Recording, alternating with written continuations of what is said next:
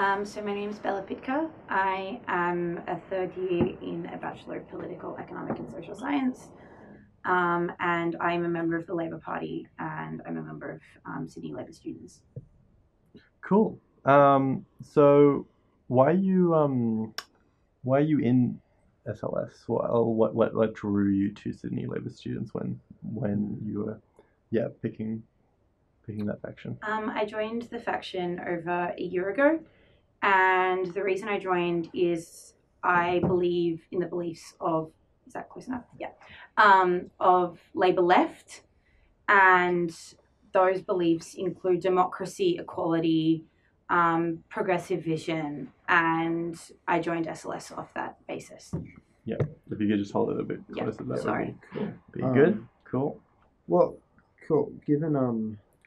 So why exactly are you in the running to take charge of the SRC? I suppose given that, for example, council has struggled to reach quorum for quite a while, what's your interest in this body and how do you plan to rectify those kinds of issues, perhaps? Yeah.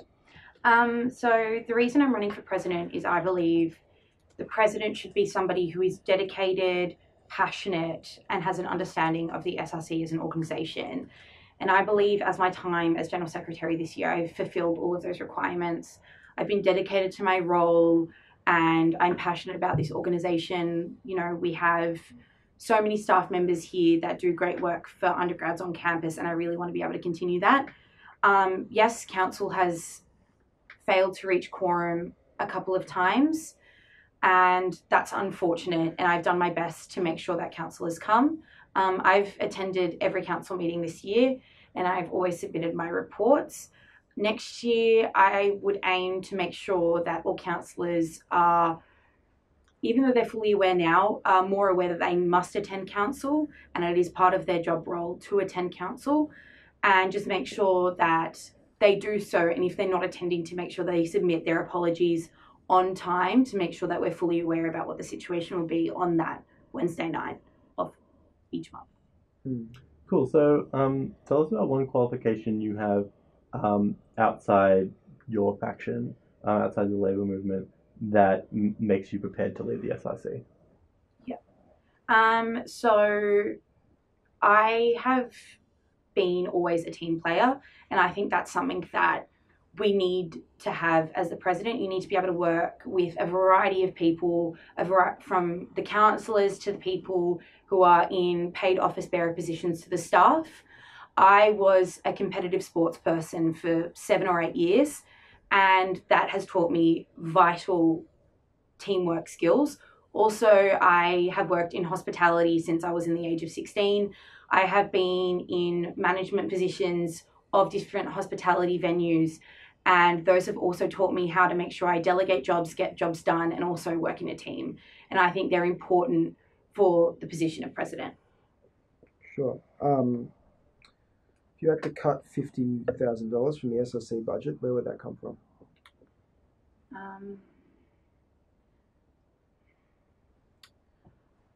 I think that's a really tough question because we have a variety of different services that we provide.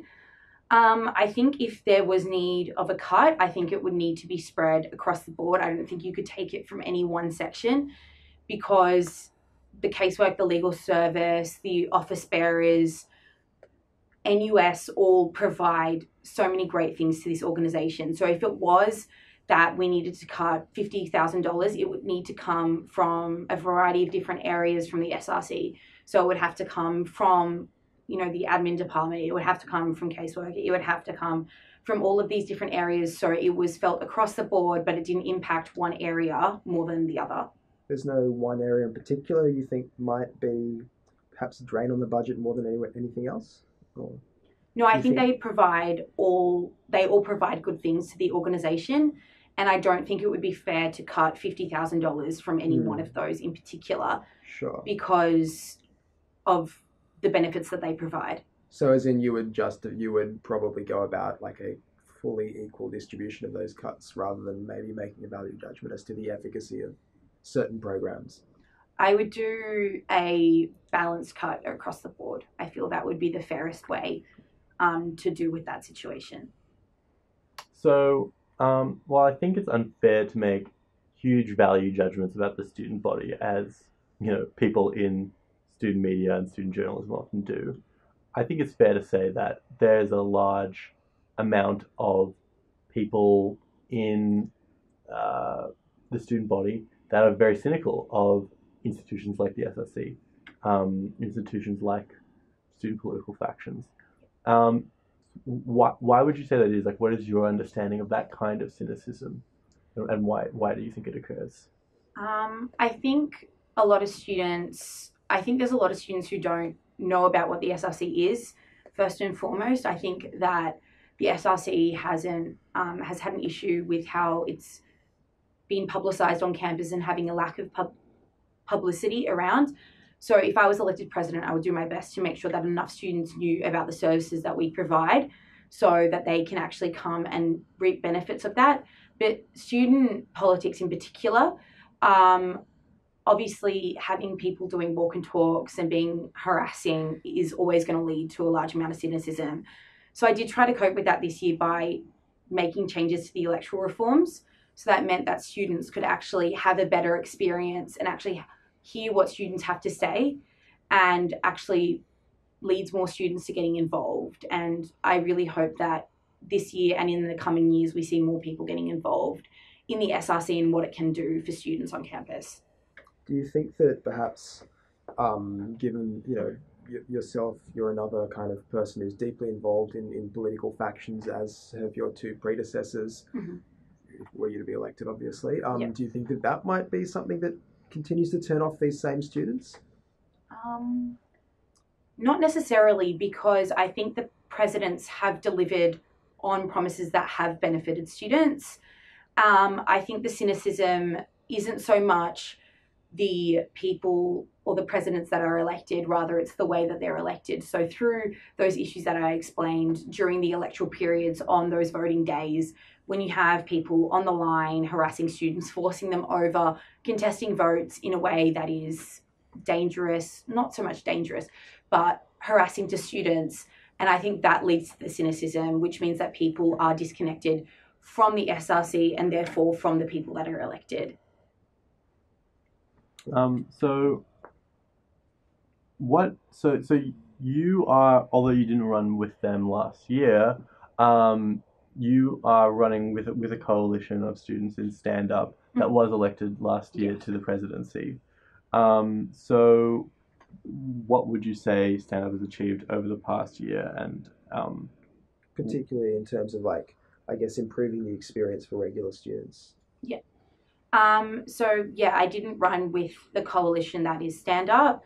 I am running with them this year, and I think some of the things that we have achieved is, despite SAF this year, it wasn't what we hoped for as General Secretary. We only got a 2.71% increase on SAF, which wasn't the best thing, but it is an increase nonetheless. And we were able to make sure that both the casework and the legal service did get increases, and that went to training pools that they were able to access to help them give back to the students. In particular, our lawyers are undergoing domestic violence and sexual assault training so they can better respond to students who come in with those concerns. Other things were obviously the regulations, and Isabella, the president this year, has done a lot of work in trying to make sure that students get bigger benefits. One of the things that she's been doing during her committee meetings is fighting for capped rents across university housing, especially the newer developments that are occurring on the glebe side of campus.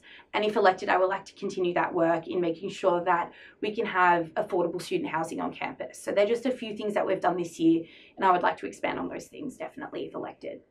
Sure. So you mentioned some of the positive aspects of Izzy's time as president. How would you, what would you do differently to Izzy? How would you maybe differ from her tenure? I think Isabella's done a wonderful job this year. I've worked very closely with her and I've learned a lot from her. Some of the things that I would do differently, I would definitely continue to push for change within committees, and I would make sure that those are more, aware in a position where they are. Sometimes committee meetings can be, in camera, and that's difficult. But I think it's important that students are aware of what people are doing in committee meetings. So I guess I would try to make that information more accessible to students. I know Isabella does that in her executive meetings and in council meetings, but I think I would publicise that more because she has done a lot of good work.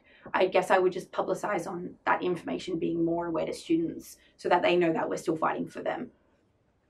Sure. So that's the big point of difference between you and Isabella would just be publicising the work of committees.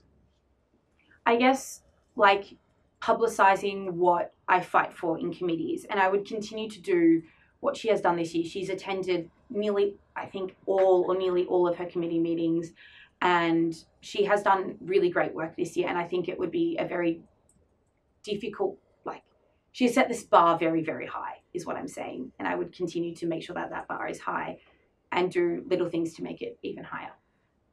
Yeah, so, I mean, it's tricky because, with this role that you're going for, what you're talking about is kind of advocating for these big political issues for students. But at the same time, this is quite an administrative role. Yeah. So it's we haven't seen, Isabella, on the big stage in the media or anything like that, advocating for those issues. I think maybe because it is more of an administrative role. So how do you not rectify, but how do you reconcile those two things, and what do you see the role as? So I would say in regards to the media, so I think the media doesn't really come to the SRC for answers. I know Isabella has done a couple of interviews, especially regarding the cuts to higher education. But I think they tend to go to the executive of the National Union of Students rather than independent councils across the country. I would agree that it tends to lean to be more of an administrative position rather than an advocacy, activist position. However, I think the way that I would reconcile it is trying to at least publicize as much as I can through social media. We've tried to increase social media awareness through the SRC this year, and I guess I would try to do that more and see ways that we could do that even better. Even doing more work, I guess, with Oniswa and their online media as well, I think is a good way that we could publicise what the president is doing in the council throughout next year. So you talked a bit about activist type stuff, and certainly your policy statement makes a lot of kind of quite bold, I would say, kind of activist claims about things that you would fight for or stand up for, to quote the statement. A lot of these things, though, seem to be matters of literally changing federal or state government policy. How realistic do you think it is that the SRC can influence those matters or do anything beyond merely just weighing in and voicing an opinion? So I'll just reference two. So one of them is the travel concession for international students. So that would be state government legislation. So the way that I would do that, and I know Isabella has tried to do it this year, but she's run into a couple of difficulties. A couple of years ago, there was a petition that was meant to be tabled in Parliament, and it fulfilled all of the petition requirements for state government. However, that petition was misplaced or can't be found, and it was done by students on campus. I'm not sure what the situation is there exactly. So what I would do regarding that is I would either figure out who is running that external petition from a couple of years ago, or I would restart a petition and work with the International Students Collective. And once we reach 10,000 signatures, would table it to state government. Also, another thing I would do is I would, sorry to harp on about committees, but I would really talk to the executive of the university because if they came out in favour of the travel concession for international students, it would provide a really big voice for that change to happen in state government, which means that the state government would likely make that change if that were to happen, or at least make it more likely than if it was just a petition of 10,000 people. If a bunch of institutions made that claim that, hey, this should be done. The other statement that you are referencing is obviously the cuts to higher education. So this year we've seen, I believe it's around 2.1 billion cut from higher education across the board, and I believe it's around 51 or 53 million that's been cut from UCIT alone. And yes, it's really difficult to change federal policy. However, we have seen when fee deregulation was on the table in 2014, university protests around the country meant that change didn't happen. And I think that's the same thing that could be said here. If big cuts were to be made, even larger than they were this year, if enough students came out and said, hey, this is bad, the National Union of Students came out, if all of these institutions came out together and say, this is not good, federal change can be made. Do you think, though, I mean, obviously 2014 fee deregulation was a vastly greater kind of cut than anything we're talking about now. And that was probably, I think, one of the reasons you got such a big mobilization of these various coalitions of student bodies. I guess, do you think you'd be able to get the same kind of like critical mass around an issue when the extent to which that will affect students isn't as great? As well, given the kind of disconnect between a lot of mainstream students and the SRC that we maybe flagged a bit earlier? So even though fee dereg isn't on the table, I think it's fair to say that especially the Liberal government, I think they would still implement it if it was viable. However, they've seen that it is not politically viable. So they've been trying to do it in a stealth manner by cutting funds from the university sector and from independent universities. So I guess the way that we would get around that information to university students is when it does come to budget time next year, just really making sure that that information is really publicly accessible through all feeds of the SRC. So that would include ONI, that would include our Facebook, that would include our Twitter, and also we're hoping to establish a WeChat this year. So that would also include that area. So just trying to get that information out there and tell students that, hey, this is still really bad. It's not as bad as 2014, but they're still going to make changes. And eventually one day, if the Liberal government is still in power, they may try fee dereg again. But we've got to make sure that they don't get to that position. Cool. Do you think you're more experienced than your opposition in this election, or your two opponents rather? And if so, why? So Brendan Maher is a councillor on the 89th Council, and I think that I'm definitely more experienced than him. He, to my knowledge, had never stepped foot in the SRC office until submitting his nomination form, and I don't believe he has any idea as to what the SRC does. I don't know if he knows any of the staff members that help run this organisation. In his candidate statement, he mentions the fact that the sexual harassment department only got $360. That's as I did the budget this year, that's all the sexual harassment department asked for. The main group that runs the protests to the outrageous rates of sexual assault and harassment on campus is the women's department. So I think he has a fundamental misunderstanding of what the SRC does. When it comes to Imogen, I'll give credit where credit's due. She's done amazing work this year as the women's officer. She's continued work regarding sexual assault and harassment on campus that many women's officers previously have done. But I think as my work as General Secretary and working so closely with the President this year, I have learnt the administrative side of the role and what the role entails. And I think that's what sets me apart from her. So as the president of the SRC as a whole, you are in charge and you hold veto power over ONI as an institution as well. So what do you see as yourself in that role? Do you see yourself as completely independent of what ONI prints, or do you think that the president does have a more kind of hands-on role with regards to ONI? I think ONI is a very important arm of the SRC, and I think it's important that it continues to stay that way. And I think it's important that it remains independent. So if it comes to any veto power, I wouldn't veto anything, but obviously just checking for defamation. So if something is defamatory, obviously then that would have to be taken into account, but I wouldn't veto anything just for the sake of vetoing it. How would you feel about plans for ONI to disaffiliate itself from obviously the SRC? If ONI SWA was to put up an argument for disaffiliation, it's for ONI SWA. However, the SRC Constitution requires ONI to be print at minimum 2 pages every week or every fortnight. I can't remember the exact wording. So that would need to go to a constitutional referendum, to my understanding. And if that passes, it passes. But obviously, I think that would be the only thing, is that it would have to go through the right course to become disaffiliated.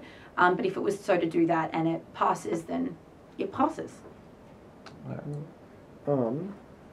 Yes. Do you support the SRC going on strike in solidarity with staff? More importantly, does this actually achieve anything, given that I believe caseworker services and things like that remained open during this period? I think it's really important that the SRC supports the staff of the university during their strike, because as we have seen this year, the NTU is still fighting for its claims. And I think it's important that we, as a student union and as one of the main student unions on campus, continue to support staff in that area. So I think it's really important that we do continue to support the NTU and the staff of this campus. Right, so would you work with Liberals at Repselect if No. elect? No? No. Not even given stand-ups passed, I guess, No. running an election with them? No. Okay, cool. Good to know. I think just one more, I reckon.